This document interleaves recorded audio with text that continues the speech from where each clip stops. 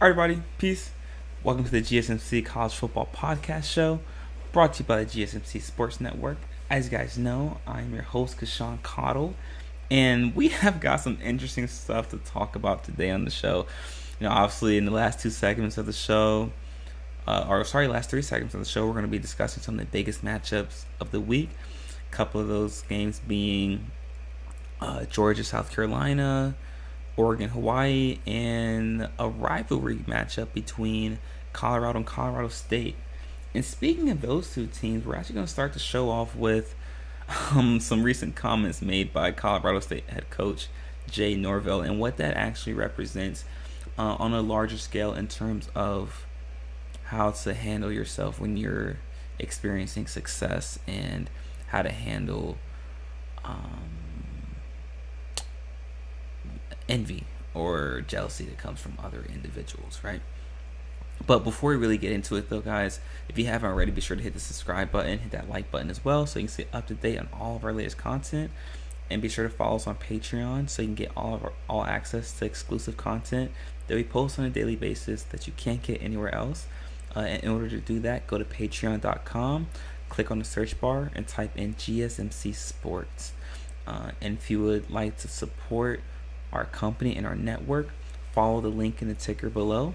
It's streamelements.com/GSMCsportsnetwork./tip. Once again, it's streamelements.com/GSMCsportsnetwork./tip. None of this is possible without you guys, the fans. So we're just so grateful for all the support and the love that you guys show us. And it's just an honor to be able to sit here and speak with you guys about the world of college football and to provide you my analysis and my insight. So thank you guys so much for just trusting me with this platform. But with that being said, guys, let's get right into it, man. Let's get right into these comments that were made. So for those of you who haven't heard, earlier today, actually, Colorado State head coach Jay Norvell made comments during a press conference in regards to how Deion Sanders conducts himself in press conferences. Jay Norvell basically was making comments about how Deion Sanders wears sunglasses and a hat during a press conference. And I'll just read the quote real quick that Jay Norvell said. He said, and I quote, "I don't care if they hear this in Boulder. I told them," referring to ESPN, "I took my hat off and I took my glasses off. I said when I talk to grown-ups, I take my hat off and my glasses off. That's what my mother taught me." And of course, he knew that those comments were going to make it back to Boulder, Colorado. And obviously, Deion got wind of those comments and he responded and such. And I quote, "I'm minding my own business, watching some film." By the way, he's speaking to his team in practice during this quote. "I'm minding my own business, watching some film, trying to get ready, trying to get out here and be the best coach that I could be. And I look up and I read some bull junk that they had said about us. Once again," Sanders told the team, "why would you want to talk about us when we don't talk about nobody? All we do is go out here, work our butts off, and do our job on Saturday. But when they give us ammunition, they didn't mess around and made it personal. It was just gonna be a good game, and they didn't mess around and made it personal. It was gonna be a great task, a battle of Colorado, but they didn't mess around and made it personal." And yeah, then that's where we're at right now with those comments. But we can we'll talk about the football side of it in our next segment when we break down the matchup between Colorado State. But I want to talk about this on a more and more macro level in terms of how to handle adversity or how to handle criticism or vitriol that you might receive when you experience success or you're moving to a different stage of your life. Things like this are going to occur.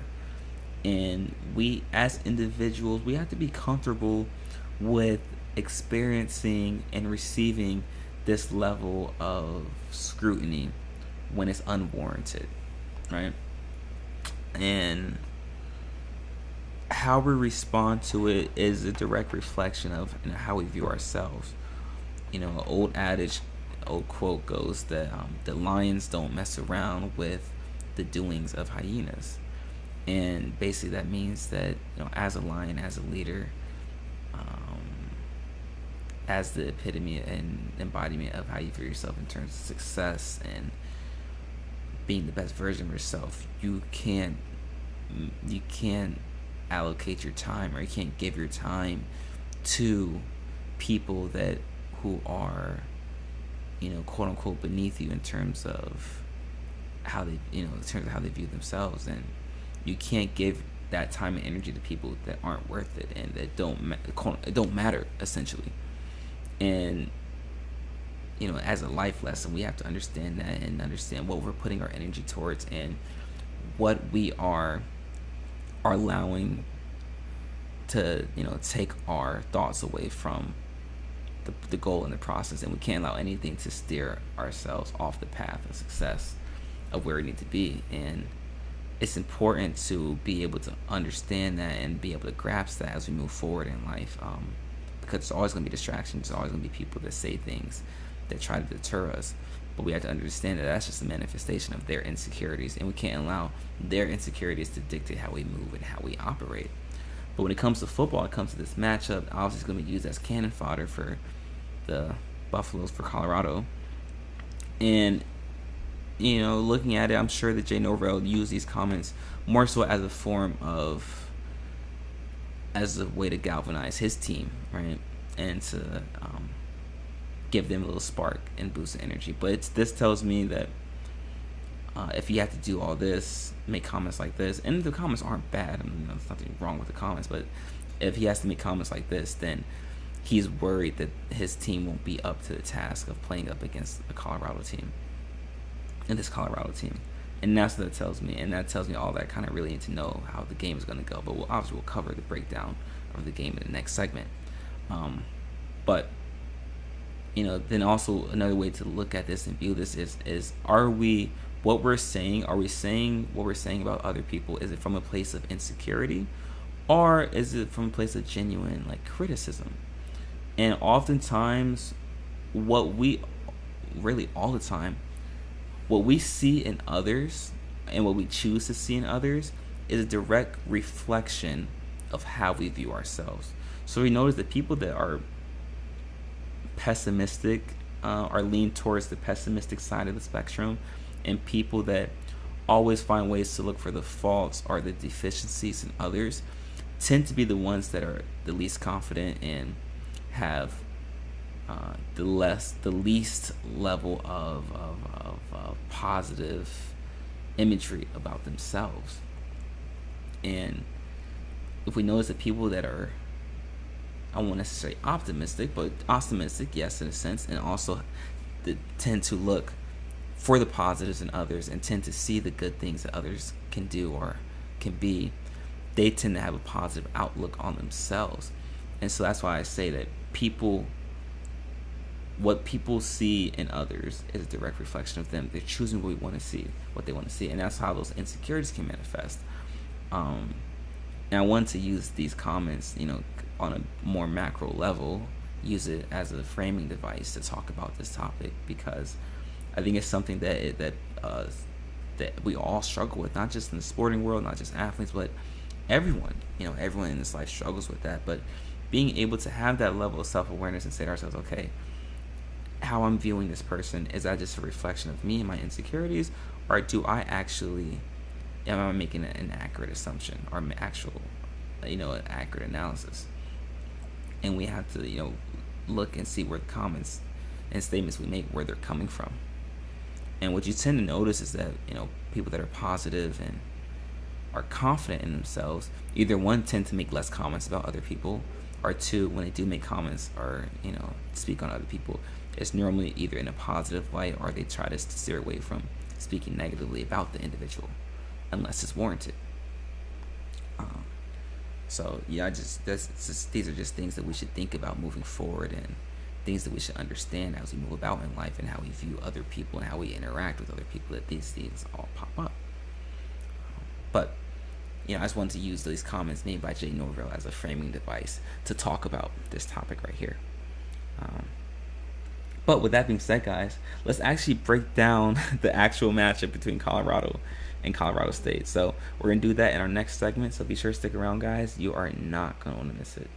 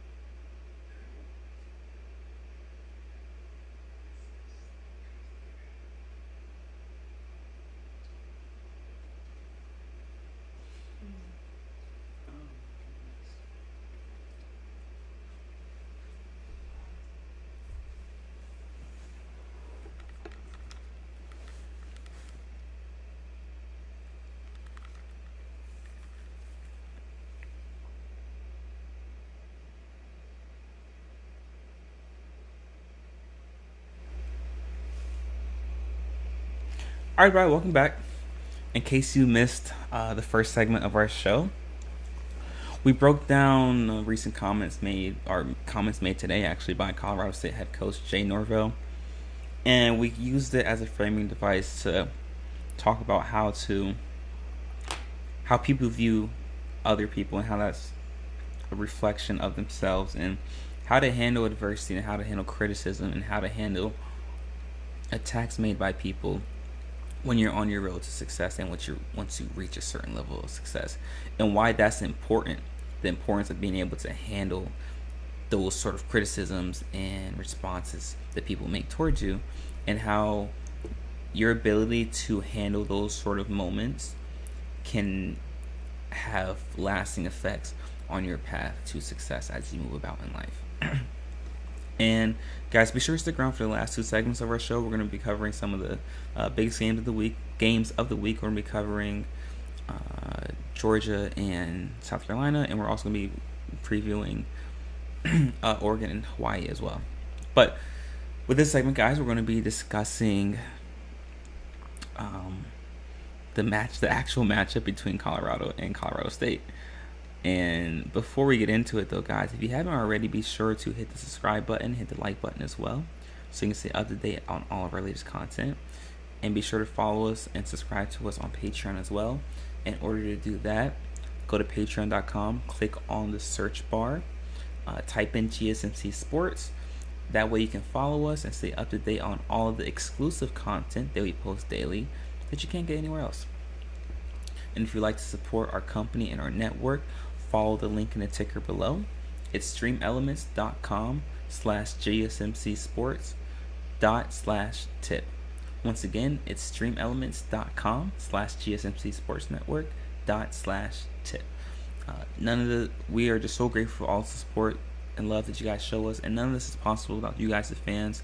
So thank you so much for tuning in, and thank you so much for trusting us to provide you with all the sporting analysis and takes that you need. And if you haven't already, guys, be sure to tune into the GSMC Baseball Podcast, the GSMC Basketball Podcast, the GSMC Fantasy Football Podcast, and the GSMC NFL Podcast as well. All of our hosts provide tremendous and great insight on the sports that they're covering, and these are some of the best media personalities in the business. And it's an honor to be able to work alongside them. And once again, it's an honor to just speak with you guys every day and provide analysis and coverage on college football. So with that being said, guys, let's go ahead and get right into it. So Colorado State, in-state rivalry, a matchup between the Mountain West Conference and the Pac-12. If we currently look at matchup predictor, currently Colorado has an 88% chance of winning, and the game will be played in Colorado. And currently the over-under is 61, and the spread is Colorado minus 24. So Vegas does not have this game being particularly close. However, the reason I wanted to cover this game is because of, like we talked about in the first segment, the comments that were made by head coach of Colorado State, Jay Norvell. So it just led me to want to cover this game, because this will be the first time that the energy surrounding Colorado in a game is one that's coming from a place of antagonistic origins. And I say that because Colorado State, obviously Jay Norvell made comments, it's not particularly attacking, but addressing actions of deionsanders that came out of nowhere. But it's going to be interesting to see how Colorado and deionsanders in his program and his team, how they want to manifest that energy, right? How they want to internalize that energy. And oftentimes, particularly, I'm going to use a boxing example, but this is attributed to all sports. Some teams, some players and teams, they thrive off of what's called like the dark side energy, or think about it in Star Wars, some some Force users, they lean towards more so the dark side, as opposed to some Force users. They lean more towards the light side, i.e. your Jedi, and i.e. your Sith, in terms of people that use like the dark side energy. Then you have some people who are like, who draw from both sides, and those are called like your gray Jedi, right? I.e. like Ahsoka Tano. So we have people in sports that draw from like the dark side energy. And so when I say dark side energy, I mean that people that like to create narratives, or like to use that sort of antagonistic approach, and people that thrive off of almost like, for lack of better words, like conflict or contrived conflict. So Michael Jordan was an example of that, when he would make up stories in his own head about what opposing players or coaches has said about him, in order to get him to a level where he needed to in order for him to perform well. So Michael Jordan, an example, is someone that used dark side energy in order to like galvanize him to play at a higher level. But also Michael Jordan is an example of a player that uses what we call light energy, in terms of someone that really just hones in on their craft. It implies that mental focus and thought process towards their craft and their skill set, and really hones in on that aspect, as opposed to relying on like outside circumstances or outside comments made by others. And we can look into the boxing. If we use a boxing example, someone like a Tommy Hearn was someone that used was another example of someone that used both light energy in terms of really focusing in on his craft and his skill set when it came to preparing for a boxing match. But he also was able to use dark energy and it was able to become either extremely antagonistic, or use the energy or the vitriol that came from his opponent. He used that to galvanize himself. Shane Mosley, another example of someone that used like that dark side energy, right? So it'll be interesting to see how Colorado uses this sort of this moment, these comments made by Colorado State.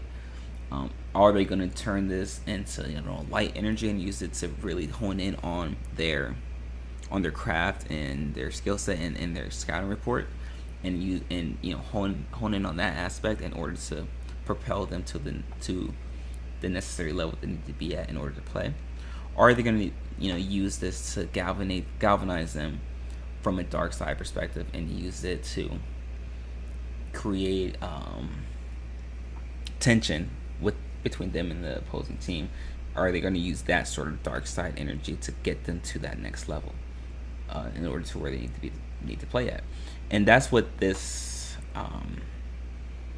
matchup is going to represent. I'm interested to see how Colorado uses this dynamic and uses those comments made, because when we look at the tail of the tape, obviously Colorado's averaging 509 yards per game as opposed to 357 by Colorado State, while Colorado State is giving up 556 yards per game as opposed to 441 by Colorado.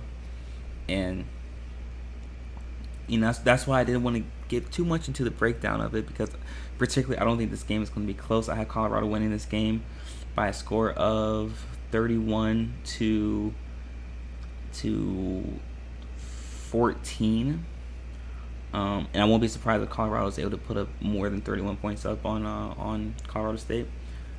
But I just wanted to use this topic, or use this segment in this matchup, to talk about really the difference between how some athletes use that antagonistical approach or dark side energy to galvanize them and getting to that next level of playing, as opposed to some athletes who use what we call like light energy to shift perspective and shift focus towards like their craft and their skill set, to help focus in on their match or their play, their game, in order to get them to where they need to be at. But guys, that is all we have for this preview between Colorado and Colorado State. In our next segment, we're going to be previewing Georgia and South Carolina and what this means for the SEC. So, guys, stick around. You are not going to miss that.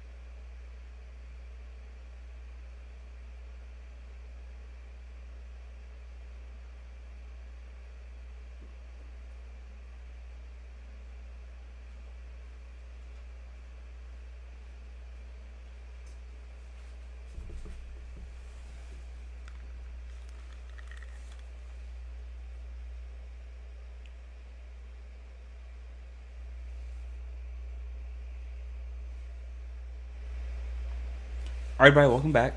In case you missed the first two segments of our show, we previewed the matchup between Colorado and Colorado State, and we also dissected the comments made by Colorado State head coach Jay Norvell.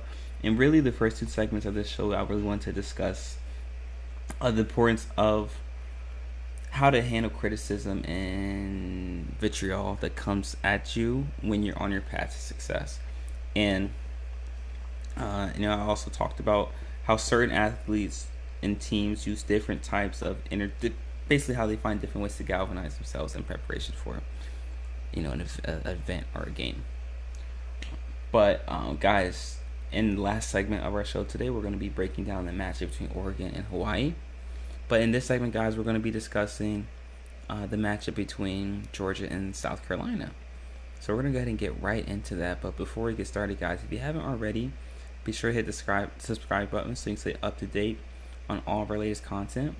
And be sure to subscribe to us on Patreon as well. In order to do that, go to patreon.com, click on the search bar, type in GSMC Sports so you can gain access to all of our exclusive content that you can't get anywhere else. We post there daily. And if you would like to support our network and our company, be sure to follow the link in the ticker below. It's streamelements.com/GSMC Sports Network./tip. Once again, it's streamelements.com/GSMC Sports Network./tip. None of this is possible without you guys, the fans. So we're just so grateful for all of the love and support that you guys show us, because it's such an honor, and we're so grateful to be able to have this platform and speak with you guys about this wonderful game of college football. So with that being said, guys, let's go ahead and get right into it. Guys. So we got a preview between Georgia and South Carolina. At the time, matchup predictor on ESPN has Georgia with a 91.8% chance of winning this game. The game will be played in Sanford Stadium, so it's a home game for Georgia. Currently, the over-under is at 54.5, and the spread is Georgia minus 27.5. So, obviously, the people in Vegas do not see this game being particularly close. But if we look at the tail of the tape, South Carolina is currently averaging 461 yards per game, while Georgia's averaging 472. And South Carolina is giving up 380 yards per game, while Georgia is giving up 242 yards per game. And as we know, Georgia is one of the best defensive teams in the country. Actually, they are only allowing 5 points per game, which is good for second in the country, while they're 9th in passing yards and 11th in points per game. So, this is the Georgia team that re-upped and reloaded, and though they lost a lot of their players to the draft last year, I mean, they picked up right where they left off. They had great wins against UTM and Ball State to open up the season. This is their first SEC opponent in South Carolina, and though this game isn't going to be particularly close, it'll be nice to see Georgia square up against their first SEC opponent. And this is a South Carolina team that is giving up 26 points per game, which is 88th in the country, while scoring 32 points per game, which is 60th in the country. But this is a South Carolina team that lost to North Carolina in the opener, 31-17.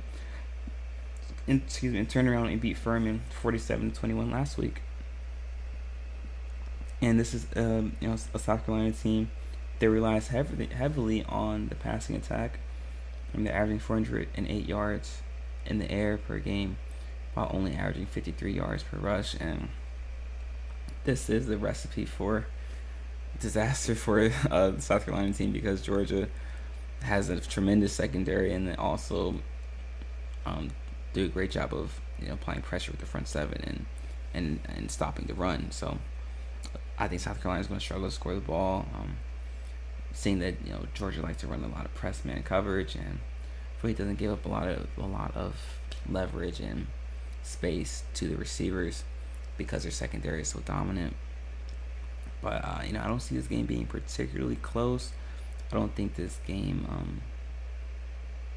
will be close at all. I think Georgia's going to get out to an early lead, and they're going to maintain that lead. But it will be interesting to see Spencer Rattler and what progressions he's made during the offseason going up against an SEC opponent. This is the same quarterback that at first had was in talks for a Heisman candidacy when he was at Oklahoma, and also was in talks of being potential number 1 pick.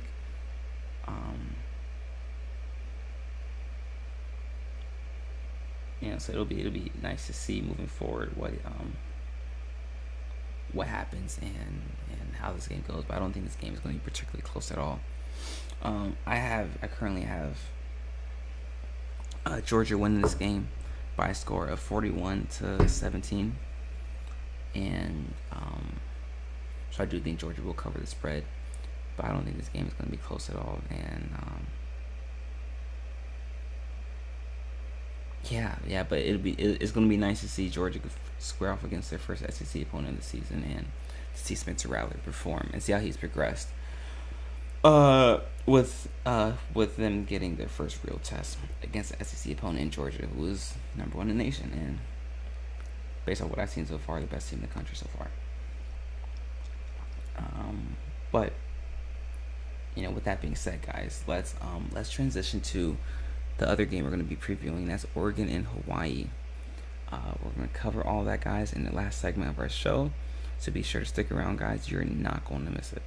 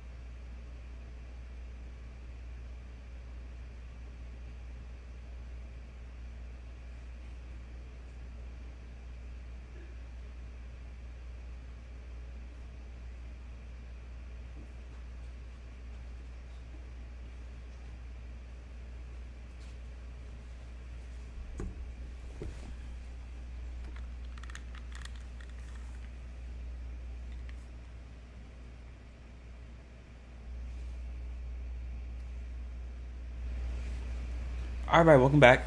In case you missed what we discussed earlier in the show today, we talked about the recent comments made by Jay Norvell of Colorado State, and we used that as a framing device and as a backdrop to discuss the importance of handling criticism, vitriol, and negative energy that's presented towards you while on your path to success, and why it's so vital to handle that.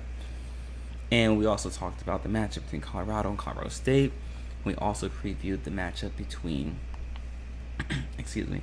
between South Carolina and Georgia. And in this final segment, guys, we're going to be breaking down the matchup between Oregon and Hawaii. And before we get started, though, guys, if you haven't already, be sure to hit the subscribe button and the like button to stay up to date on all of our latest content.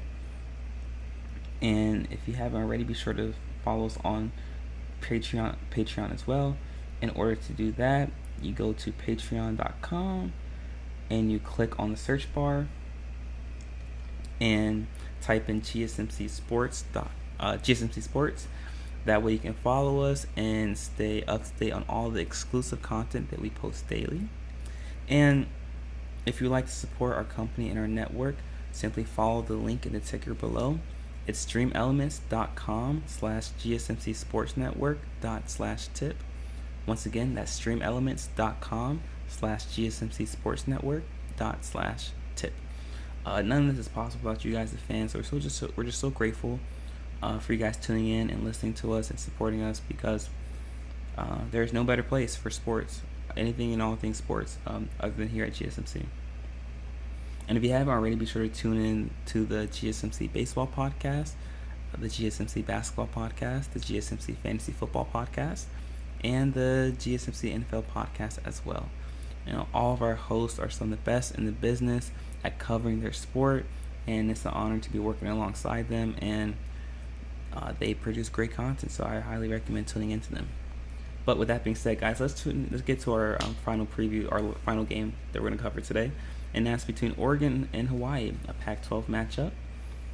Hawaii is currently 1-2, while Oregon is 2-0, coming off a thrilling victory against Texas Tech. If we look up at Matchup Predictor, currently Oregon has a 98.2% chance of winning this game, and this game will be played in Autzen Stadium, so it's a home game for Oregon. Currently, the over-under is set at 68.5, and the spread currently has Oregon minus 38. And if we look at the tail of the tape, how Hawaii is averaging 373 yards per game, while Oregon is averaging 600, and Hawaii is giving up 314 yards per game opposed to Oregon's 328. As you guys know, Hawaii, started off the season with a close loss to Stanford, but last week bounced back and won against Albany 31-20. And Oregon, as we just talked about, coming off a thrilling victory against Texas Tech, where they had to come back in the fourth quarter. And the big thing right here is will Hawaii's defense be able to hold up against Oregon's offense? You know, we're talking about a Hawaii team that doesn't do a good job of generating turnovers, and they give up a lot of passing yards. But they do particularly a little better against the run, but they give up a lot of passing yards, as we just read. And we're talking about an Oregon team that is one of the best offensive teams in terms of throwing the ball in the country, led by Bo Nix, who currently has 646 yards in the season, 5 touchdowns, 0 interceptions. So will Hawaii be able to slow down the air attack of Oregon, and would they be able to shut down Troy Franklin of Oregon, who currently has 13 receptions, 209 yards, and 3 touchdowns? And this is a Hawaii team that is respectable on offense, but like I said, they struggle in the secondary, and they do a good job somewhat of generating pressure, but like I said, they don't do a good job of creating turnovers. So which means that Oregon will be able to extend their drives and their possessions and keep their defense off the field. And I think the Oregon's going to score a lot of points in this game, but more important than that, they're going to be able to extend their drives. Which is going to be the key to victory for this game. And they're going to start to wear out the Hawaii defense. They're going to start to tire them out. And, right now I currently have Oregon winning this game by a score of 37-10. I don't think this game is going to be particularly close. I think Oregon's defense is going to perform well this game against Hawaii. I believe that they went back into the lab this past week and looked at the film and why they struggled against Texas Tech, and I think they're going to make some adjustments. I think they're going to run a bit more zone coverage against Hawaii. I don't think they're going to bring in a nickel too often. Because I don't think they're particularly worried about the passing attack of Hawaii. I think they're fine. Oregon believes that they'll be comfortable handling whatever offensive threats that Hawaii may bring. And I don't think this game's going to be particularly close. Like I said, I have Oregon win this game by a score of 37-10. I think that Oregon is going to start to separate themselves during this game in the second quarter. And I believe that Oregon will be up by at least 2 scores, up by at least 2 possessions going into halftime. And then that lead will start to balloon. And then as the fourth quarter gets into it, Oregon will start to take the air out of the ball, take the air out of the game by running the ball more and letting the game clock run down. And I believe that's how this game will go, how it's going to turn out. But guys, that is all we have for our previews, and that is all we have for our show today. Thank you so much for tuning in, guys. It was a wonderful show. If you haven't already, be sure to hit the subscribe button, hit the like button as well, so you can stay up to date on all related content. And like I said, if you haven't already, be sure to subscribe to us on Patreon. You can do so by going to patreon.com, clicking on the search bar, and typing in GSMC Sports. That way you can gain access to all of our exclusive content that we post daily. And if you haven't already, if you would like to support our network and our company, be sure to follow the link in the ticker below. It's streamelements.com/gsmcsports./tip. Once again, it's streamelements.com/gsmcsports./tip. We're just so grateful for all the support and all the love that you show us, and none of this is possible without you guys, the fans. So thank you so much. And if you haven't already, be sure to tune into the GSMC Baseball Podcast, GSMC Basketball Podcast, GSMC Fantasy Football Podcast, and the GSMC NFL Podcast as well. Guys, we'll be back again, same time tomorrow. Continue to stay safe, be vigilant, make smart decisions, and until next time, guys, peace.